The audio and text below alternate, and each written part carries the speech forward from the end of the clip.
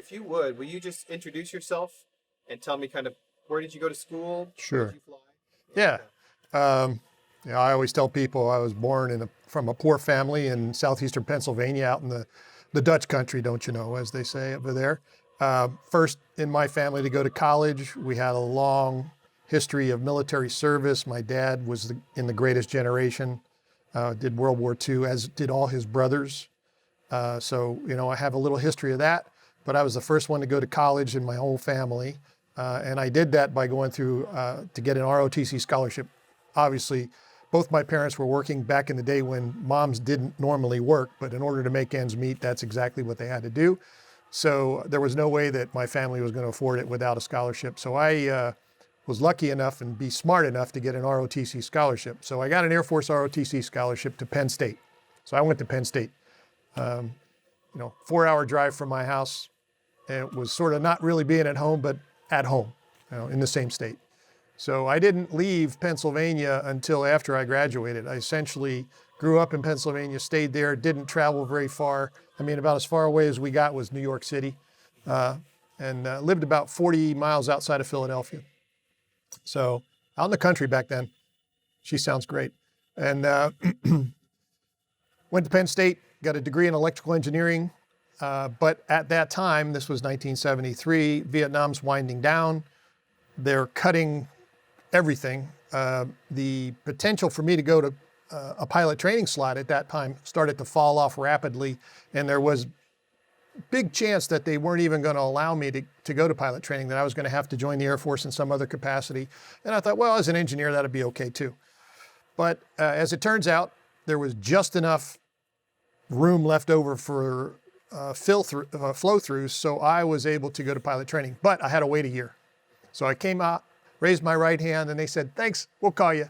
And I went on inactive reserve for a year. So I graduated in 77, went on inactive reserve for a year, got called up to a pilot training slot in early 1978.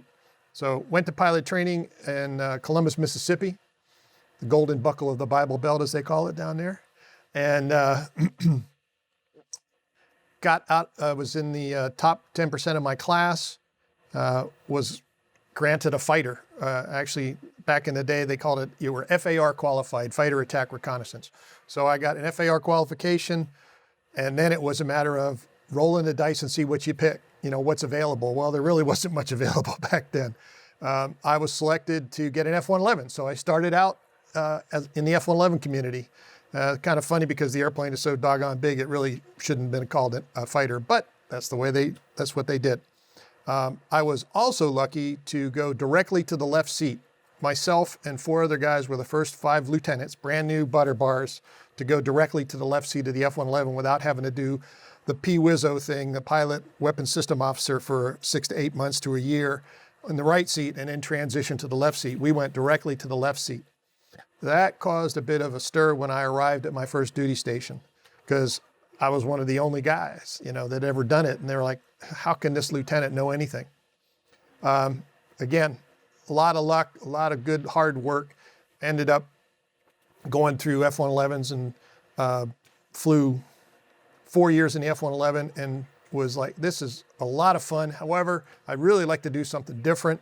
I want to do more things. And of course, the Air Force is like, no, you're in that weapon system. You're stuck in it for life. So I began applying for all these other duties as I was getting close to having to go on a new duty station. So 4-year tour, just made captain, that kind of stuff. It's all starting to come together where, gee, maybe I can transition. So I kept applying. And I ended up getting a by name request to become an aggressor, which was totally weird, to go from the F-111 to an air-to-air community, especially an air-to-air community where you're teaching other people how to do air-to-air. I couldn't even spell BFM. So I was one of the only guys to ever do that too. Another oddball, just, lucky, hard work kind of maneuver. Ended up flying the F-5 for 3.5 years at RAF Falconbury in England.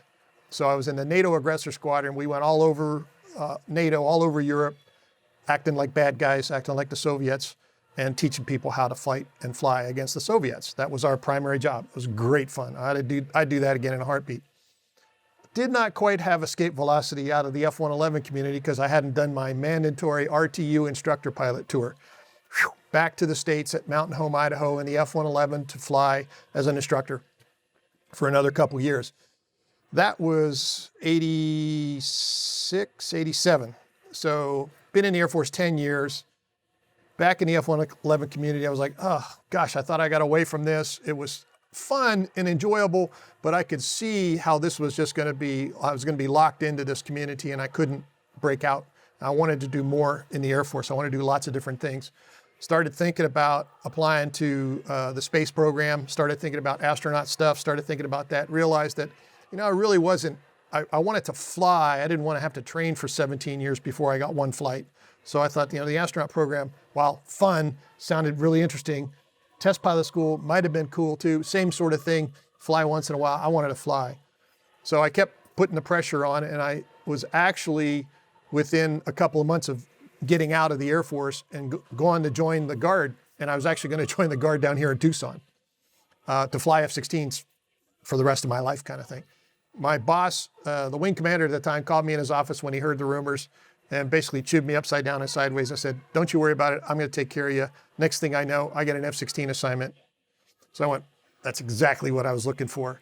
Got an F-16 assignment, got a call from my, the detailer, as they call him, down at the personnel center. And he says, we were good friends. He goes, hey, Tico, he said, you got this assignment. Where do you want to go? I said, no, it's the other way around. Where do you need me to go? Because I didn't expect any of this. He said, what do you want to do? I said, well, if there's a remote that nobody wants, I'll take it, and then we'll go from there. He goes, I'll call you back. He called me back about 2 days later. He goes, you want to go to Spain? I go, yeah, I just spent 8 years in Europe. I know a little bit about it. He goes, okay, boom, you're there. So over to Torrejon, Spain for another 3.5, 4-year tour. That was, like I said, 87, 88, 89, I arrived at Spain, in Torrejon, Spain. So spent a year there, and then Desert Storm kicks off. We're on the front lines. That was our job, was mobility in Spain. And we were one of the first F-16 squadrons to get called up to go downrange. So we left Torrejon, Spain in August of 1990 and arrived in Doha, Qatar, or Qatar as they say. That's the way they pronounce it. Arrived at Doha, Qatar, August 26, 1990, 3 weeks after he had run south. We didn't know what was going on. And it was sort of there's a 15,000-foot runway and a hangar. And that's it. So, and we showed up with just the aviation package, which is all the maintenance guys and the airplanes and no support personnel. So after sleeping in the hangar on the floor in 106-degree heat for that first night with, your helmet bag as a pillow, squadron commander calls us all together and says, okay, guys, here's what we're going to do. I'm going to start asking questions. And if anybody has experience with this, you're going to get that job. So he starts going, okay, anybody done any maintenance work?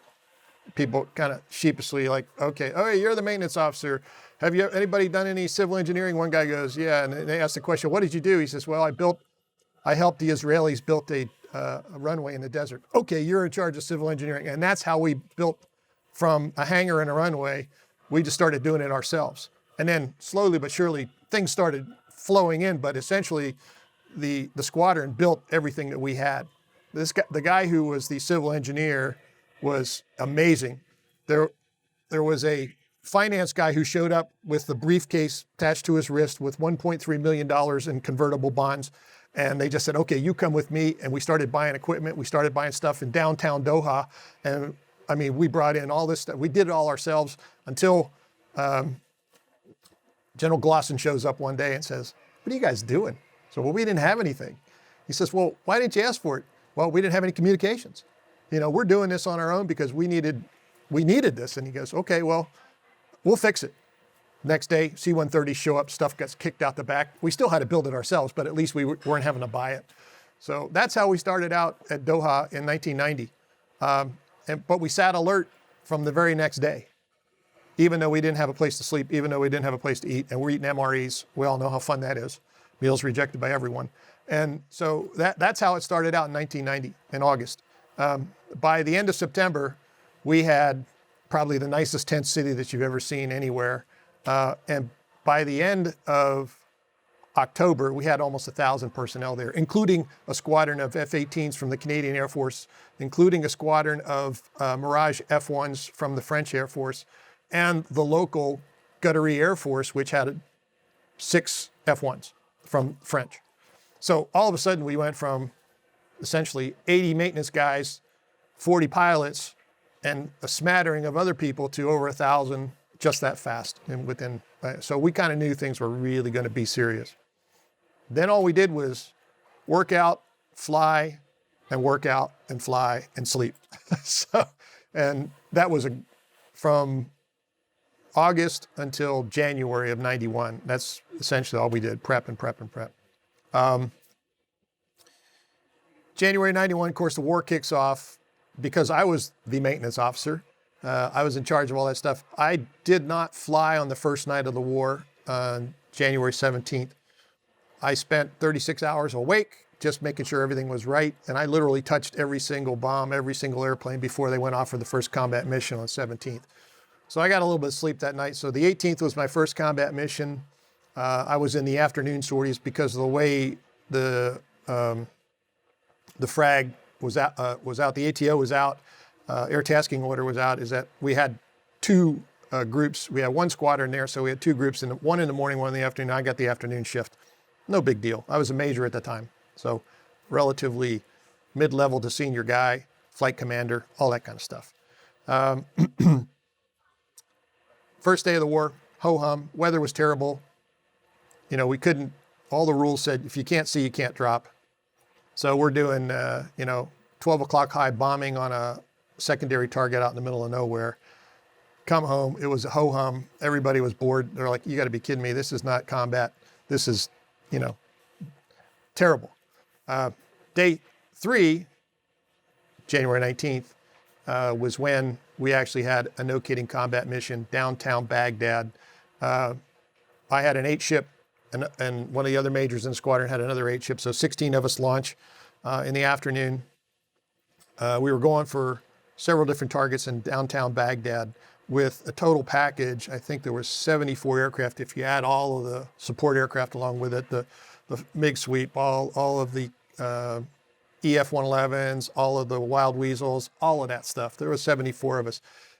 The targets were arrayed in such a way that it was kind of a line from northwest to southeast across the center of Baghdad, from airfields to refineries to weapons storage areas. And we all, the tactics were very simple. It was like we were headed towards the west as though we were hunting scuds. And then at the last second, all of us turned student body right. And by virtue of the spread of the targets, we were essentially all going to be over the target simultaneously and then sweep back to the south. Right before sunset, perfect timing, yada, yada, all the wonderful tactical things that we all learned how to do. Unfortunately, the Northwest group were bombing an airfield. Their target was obscured. They had to turn south. And so they turned south and started heading towards their secondary target. The guys who were headed on the weapons storage area, they were on the southeast. They got some off, and mine in the middle was the oil refinery on the big bend in the river. If you look at the Tigris and Euphrates, it makes a big U-turn right there, and there's an oil refinery that sits right on the corner there. And that was my 8-ship's target at that time. Well, due to maintenance issues and some other buffoonery, I was down to 4 guys. I had to kick 2 guys out of the fight because they made mistakes. And we had a maintenance problem. And I said, you can't send anybody home by themselves. So if 1 guy goes, 2 end up going. So I only had 4 left, but we rearranged our target, desired mean point of impacts, and everybody took a cracking tower, which is, as you know, if you get rid of the cracking towers, you can't make anything. We were F-16 Block 30s, so big lip, Block 30s, but dumb bombs, smart pilots. So no laser guided stuff. This is all, using the death dot, the CCIP. High angle roll in from the mid to upper 20s and releasing 2 Mark 84s on these cracking towers. And the way we had it designed was, last minute, okay, we're gonna do the Polish heart attack. Everybody separates, run through the target, come back off. I was, by design, gonna be the last guy out of the target area because, kind of want to herd the cats and get everybody out of there. You're in charge, you're taking care of the flight lead. And that's essentially what happened. Things got very warm lit up the entire area as soon as we got close.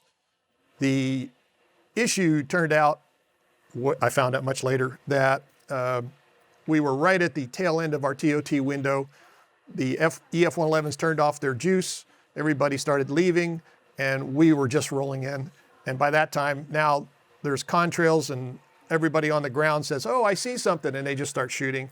It was all barrage fire. There was no aiming involved at that point, but you could have gotten out and walked on top of all of that stuff. There was probably a AAA site on every street corner of downtown Baghdad, so it was extremely well. It looked like a checkerboard. You could have walked around it.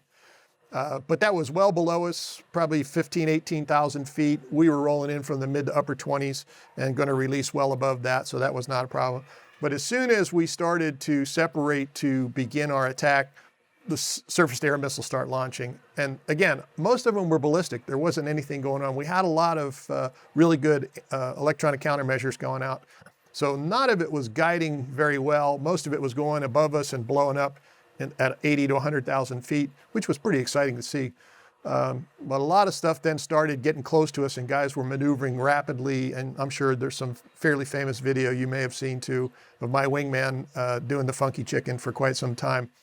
When I got back, the intel guys told me that they really weren't 100% sure, but between 9 and 12 missiles were shot at me and my wingman in less than a 2-minute period. So we were pretty busy during the initial attack.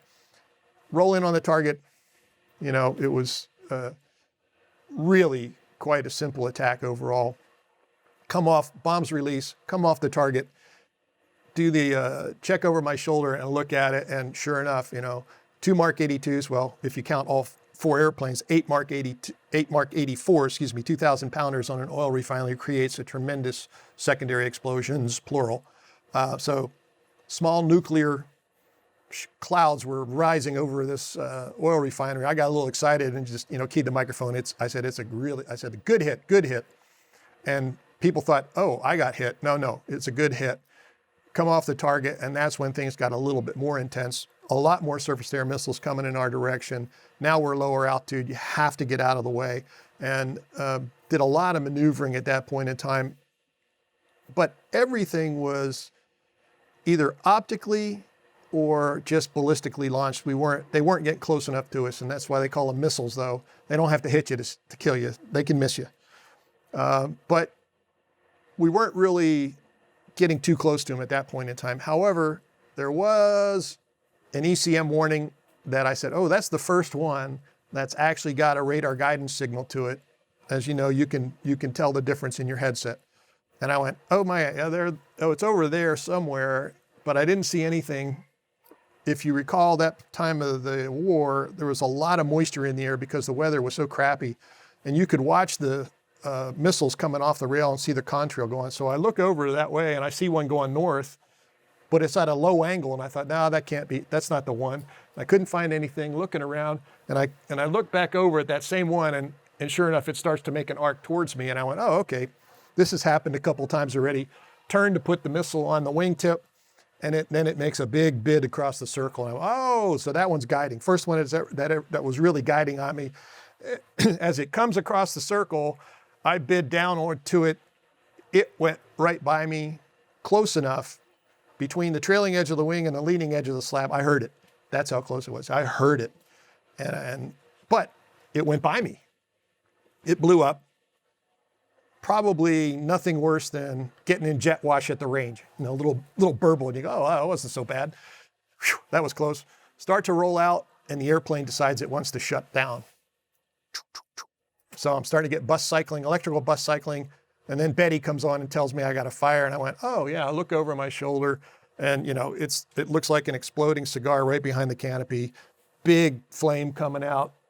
Wingtips are, the trailing edge of the wings are starting to show shredding. You know, things are starting to fall apart. Set the throttle to mid-range, got my hand off that throttle, zoom, jettison the tanks, because now I realize the engine is spun down. Jettison the tanks. As soon as I hit the jettison button, left one comes off clean, right one hangs a little. So it hangs and probably smacked into the horizontal stabilizer. Airplane starts to lose it. I still had enough control, got it back, kept it going. that was actually, jettison the tanks was more violent than the actual hit. And it really was. Keyed the mic, said, hey, this is me. Here's what's going on. Everybody gets a little excited. And I said, got a little grown men crying on the radio. People get a little excited here. And I go, hey, no, it's all right. Well, within 15 seconds after that, another guy gets hit. But his airplane, I watched it vaporize. I mean, it just disappeared. And I go, oh, that's not going to be good. Now our guys are getting really excited. I'm still flying. I got all the cats herded south. I'm the last guy out of the target area, except for, unfortunately, Mike Roberts, whose airplane disappears. He does survive, we found out later. But now my airplane's still flying. I got it going. I'm lost all of the normal stuff because we're on the backup generator on the EPU, and it's going. I don't know how far, but I got a general idea because I'm watching all the contrails. I know where to go now. Key the microphone. He just said, hey, how far to the border? At the time, the rules of engagement said, if you can't get to 130 miles north, we can't get you because we don't have any way to set up to get the relay between the C-130s, the fuel, and all this other stuff. So search and rescue wasn't coming for you if you were too far north. And I wanted to know how far I was away. I knew it was going to be a long way, but I just needed the numbers so that I could get it in my head. Somebody goes, 207. I went, okay, that's a long way. I think if I can get up to the medium altitudes again, I can glide this puppy close enough from where I'm at, as long as it doesn't burn, and it's still burning, as long as it doesn't burn through something, I'll be okay. I had this pretty good plan. I thought, okay, now I got to get ready to go. Tighten everything down. Had a whole bunch of classified. What am I going to do with that? Nobody told us what to do with that. I said, well, if I lay it on the console, when the seat fires, it'll burn all that shit up. Good idea. So I take that out, lay it all on the console. After I do all this, I key the microphone again and say, hey, how far to the border now? Long pause, guy goes, 206. I did all that stuff in less than 1 mile, and things are happening fast, getting into temporal distortion. A second feels like a minute feels like an hour feels like a day. So the temporal distortions happen. Your brain's running at its normal, at its capacity now instead of the 10% that we usually use. So now things are happening at a rapid rate, and I don't recognize that until after that 207, 206 call. I go, okay, I just got to take a deep breath here. We'll get this thing going. The airplane's still flying. Life is good. I know where good guy territory is, and I've just gotten back over the cloud deck now, and they're not shooting at me anymore. So that's all good things are occurring in a short period of time. I got up to some altitude where the engine was still producing thrust, but I thought, this feels like about 30,000. Didn't have an altimeter, couldn't tell you what was going on, but I said, we're up in the high 20s, low 30s. This is perfect. Got the airplane to what I thought was right about L over D. What are you going to do? Feels about right. And knew that I was about 190 from the border now, just from clicking off memory. And know that I'm slowing down, watching everybody disappear. An EF-111 appears out of nowhere, making a big circle. And I got on the radio, told him, get the hell out of here. This is not the place for you. Shit's going to happen. He says, and I said, no, go south now, get the hell out of here. I'm going to have to jump out of this eventually, but I don't know where, and I don't need you around because you're too big of a target, and you're way too important. I said, I got smoke trailing out here. That's just like, there's a big arrow pointed to a bigger airplane. I don't want anybody shooting him too. So I kicked him out of there, and I just kept pointing towards that way. And now I'm just starting to lose a little altitude. Airplane decides it's no longer going to fly. Burned through something, hydraulics are gone, who knows what happened. Airplane pitches straight up. I grabbed I had the stick, pushed it forward, nothing happens. I push it forward a second time, nothing happens. Third time I push it forward, airplane's still pitching up pretty rapidly. Third time I push it forward, I think I broke the stick off, I really do. Grab the handle, pull the ejection handle, and nothing happens. I said, boy, this day is just really getting to be fun. And so ejection handle's up in my chin. We all know the cable's only about 6 inches long, but I pulled it all the way to my chin, and nothing happens. I'm going, okay, here we go again. Had a lot of damage to the airplane. I didn't know what was wrong, but I was convinced, my brain was convinced that the fire that had been burning right behind me had damaged the canopy jettison circuitry. And if the canopy doesn't go, I don't go because it's this thick. So you can't go through it. if it doesn't go? Well, I was going to have to be the only guy to have to do canopy jettison before I ejected. So the airplane's pitching up, pitching up, pitching up. We're in the vertical now. I look down at the jettison T handle, which is right here by your left hip. And I got both hands, and I look down, okay. And I let go here, got my fingers on it. And, I got my head back, and I'm, okay, one more time. I look down to make sure I got the right one. Just getting ready to push the trigger. When I looked down, I saw a little air between the rail and the airplane, the canopy rail and the airplane. I went, oh shit, okay, it's working. Pitching up, but it's not happening fast. I thought, okay, let's see what happens next. Get up into the vertical somewhere close to straight up and down, and the canopy falls away. And I went, oh shit hot, this is gonna work. But it's not happening. I thought, I didn't get that wonderful little shove in my butt, and I thought, oh, I got a cold shot. Damn it. I said, that's okay. My brain's going, that's okay. When you get over vertical, you'll start falling out and everything is fine. And then my brain goes, oh no. If you fall out, you're going to hit the vertical stabilizer on your way by because you're not getting enough boost to get over that 15-foot tail. And I went, damn, this is really getting to be a crappy day. Well, as we get through the vertical, I do feel like I separated from the airplane, but I didn't get that wonderful big wind blast that you're waiting for. Remember now, the airplane's like this, so I'm falling out behind it, and we're flying through the air this way. So you go, oh, okay. Now I'm out of the aircraft. And the next thing I feel is I get a big wiggle. And I look down, I open up my eyes for the first time. I look down, there's the canopy tumbling off to my left, which, oh, by the way, it's over there. Tumbling off to my left. And all those papers that I lay down on the console, they're flying everywhere. They didn't burn, so that didn't work. But I look straight down, and there is my airplane. I mean, I am falling straight down on top of the pitot tube, and the pitot tube is from me to you away. It's not more than 8 feet away. And I'm falling right down on my airplane. I thought, oh my God, I'm gonna fall on my own airplane. Well, of course, it ends up falling a lot faster than I am. And that wiggle that I felt was actually the drogue chute coming out behind the seat to stabilize me. And that's part of the Dash 1 that they didn't talk to you about, is that when that drogue chute comes out and you get stabilized, you end up falling face down, straight down, not part way. And, oh, by the way, because you're not perfectly balanced in the seat, you begin to spin in either clockwise or counterclockwise. And the rotation rate depends on how the seat pack is balanced, all that kind of stuff. So I'm taking an e-ticket ride all of a sudden, going in circles, watching my airplane fall away as I'm falling down. I was in the low to mid 20s, don't know exactly. I'm gonna say 22,000.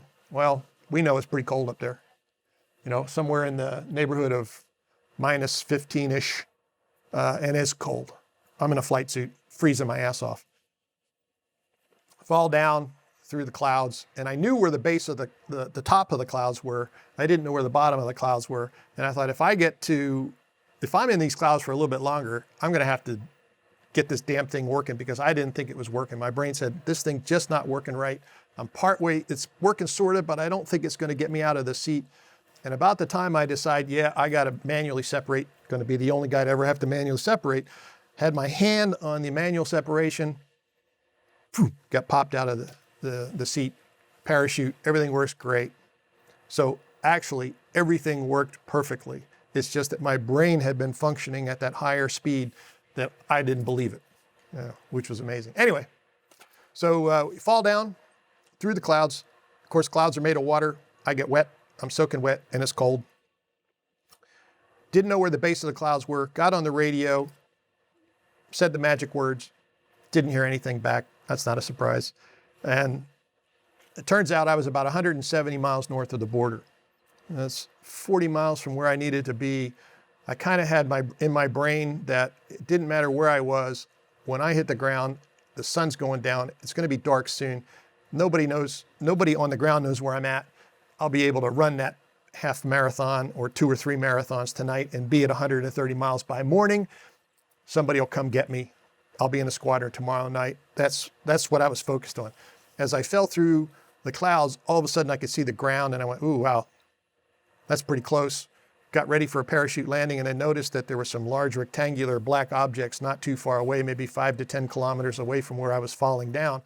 And I saw smoke rising, and I thought, well, shit, that's a camp. I don't want to be there. The wind was blowing me that way. I tried to go away from that. And then I realized the smoke that was rising was actually bullet rifle fire coming in my direction. So these guys were shooting at me as I'm falling down. So now all of a sudden I said, okay, I got to be the guy in the in the arcade and try not to be such an easy target. So I began collapsing the parachute and bobbing around like that arcade game. And of course, I made the perfect parachute landing, toes, knees, nose, jettisoned the parachute, grabbed my hit and run kit, and I took off. And I got about 3 Jesse Owens-sized strides out of the way before this small group of guys shot up the ground around me. And I was finished at that point. Didn't know who these guys were. I just thought they were, Army troops because it looked like kind of a bivouac camp that I was following near. Turns out they were Bedouin tribesmen who don't have a country. They had no shoes and no teeth, but they had brand new AK-47, so I kind of knew whose side they were on. They were not our friends. Captured me. I spent the night with those guys. They turned me over to the local police, which was about 25 kilometers away in a little town called Samawa, and sat with the sheriff of Samawa for about 3 or 4 hours until the bad guys from Baghdad, the secret police, showed up and grabbed me and tossed me in the back of a 1970s vintage Chevy Impala, and off we went to Baghdad. And then I spent 6 weeks as a guest of Saddam. Got repatriated in early March of 1991, March 6th to be precise. Well, I say that. I got released on March the 6th, finally got officially repatriated on March the 10th. After that, a month in convalescent leave in hospital to recover from injuries and get healthy again. I had lost 46 pounds, actually 45 pounds in 46 days. So you can get the idea. I'm kind of back to normal fighting weight now. So you can understand that I wasn't fed. We were systematically just dying slowly but surely. Luckily, nobody died in captivity that we're aware of. 21 Americans, total of 36 people were there, aviators and ground. And believe it or not, Bob Simon's CBS News crew was there too for a while, towards the very end.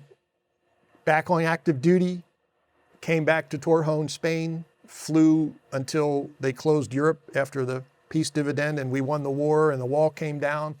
Got sent back to the United States, and by that time I was just a new lieutenant colonel. Ended up going on the staff. I was a staff officer at Langley Air Force Base, Virginia, on the Air Combat Command staff. Worked in special programs, behind the green door as they called it, for a couple years. Good job there. Went from there, wanted to go back flying. Ended up being the Air National Guard advisor to the Puerto Rico Air National Guard in Puerto Rico for a couple years. They closed the F-16 unit there, gave them C-130s. And so I came back here to Tucson to Davis-Monthan to finish out my Air Force career in 1998. So I was here from 98 to 99 on the staff of 12th Air Force in a flying position. And I retired from the Air Force in 1999. Got hired by American Airlines at the time, and I flew for American Airlines for 13 years, domestically, internationally. First officer only, never got to be a captain, and I retired in 2012. So I've been fully retired since that time. And that's my story, and I'm sticking to it. Wow, that's incredible. Let me see here.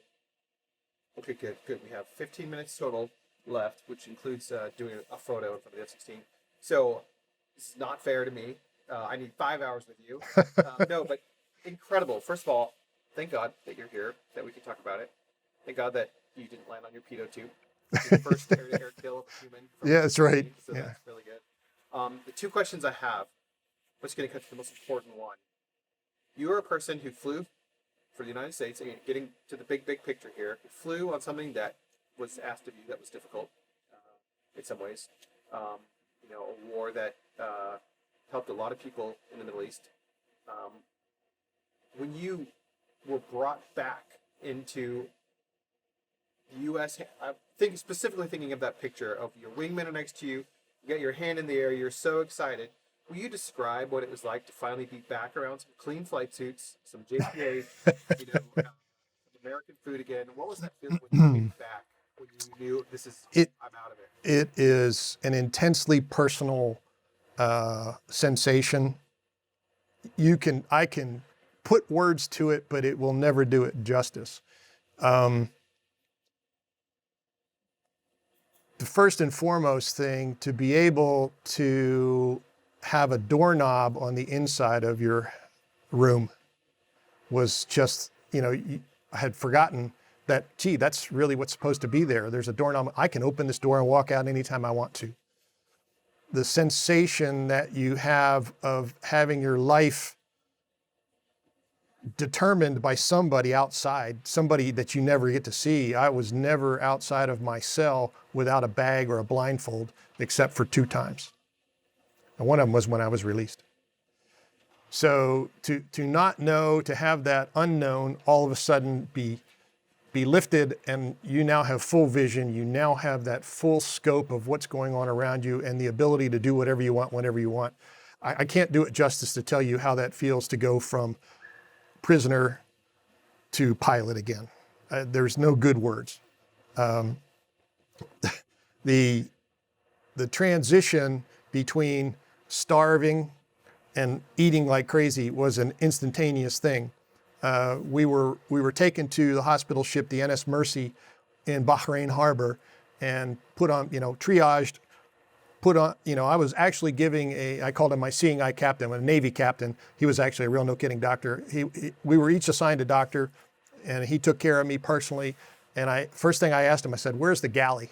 I hadn't eaten in essentially 45 days. And he goes, "Oh, it's over here. We'll show you where it's at." He says, "But be careful, it's not a good idea. Your stomach's probably this big." And I go, "Yeah, right. Tell a starving man not to eat. Get out of my way." So he said, okay. He took me to the galley. And of course, as I left the hospital deck, all the other guys and gals go, "Okay, let's go eat," because they were all starving. We get in there. I'm the first guy in line. I piled my tray probably this high because I asked the seaman standing there. He was stunned because I'm standing there with a tray and I saw this food. I didn't know what to do. And I just looked at him. I said, "What's good?" And he said, "Everything." I said, "I'll have that." And so they literally put everything on my plate, piled it about that high. The doctor's going, "This is not a really good idea." I go, "Yeah, right." So, and I got the giant-sized glass of milk.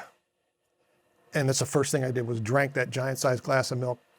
Probably the best thing I've ever tasted in my entire life. It satiated all of those things. It satiated the thirst, the hunger, but it was not enough to fill that void. Even though he said my stomach was this big, it really wasn't. I drank that whole thing down in essentially 3 gulps, and then I ate that entire plate of food. There was absolutely nothing, not a crumb. Learned how to do that too. Not a crumb left on the plate, and the doctor's going, "Oh, this is not going to be good." Well, little did I know that, and the doctor knew this, is that internally I've got all these parasites that have had nothing to do. And I gave them everything to do that night. So the result was really, really uncomfortable. It was not a good thing because I had Giardia, I had amoebic dysentery, I had all these things that were just sitting there waiting for something to do, and I gave it to them. And so I spent the next 5 days losing more weight. Before we got stabilized and got back to the States. That's why I said I got released on March the 6th, but I didn't really get repatriated until the 10th because between me and several other guys, we had some serious problems that occurred after we got back. So that feeling of freedom, that feeling of knowing that I can do whatever I want was just like, get out of my way, I'll do whatever I want to initially. And then when reality sits down and gets a hold of you and you kind of go, okay, wait a minute, there's more to this. And you start thinking about it, Jesus, I'm a lucky devil. And I really am. And my squadron's nickname were the Lucky Devils. So. And my last question is really just, one of the things that drives pilots is in pilot training, it's hard, right? You have to work hard, you have to study hard, you have to do, it's fun, but you have to work hard. You're getting into the F-111, it's fast. How fast did you ever get in there? 2.7 Mach. Not many people's ever been that fast. That's very fast. So you work hard to do that. And F-16, you're learning all these systems, of course, and you're flying in this war. But then the hardest part is, you are in where you can't do what you want to do, like you just said. So what, and this is my closing question, is just what drives you? What's the best advice you have for people who need to drive through something that's difficult? Is that this part is way stronger than anything else that you own. If you get your brain to believe that what you're doing or what's happening to you is merely a speed bump in your life, then you'll get through it without any difficulty. And if you let this thing begin to take control of all the other stuff and tell you that you can't, then you won't. That's all there is to it. Very simple. So Mind over matter. 90%, or I should say that your life is 10% of what happens to you and 90% of how you react to it. If you react positively and think through it positively, you'll have a positive life. If you do it the other way around, things won't work out well for you. That's easy enough. Well, good. Well, thanks, Tico. I'm so glad to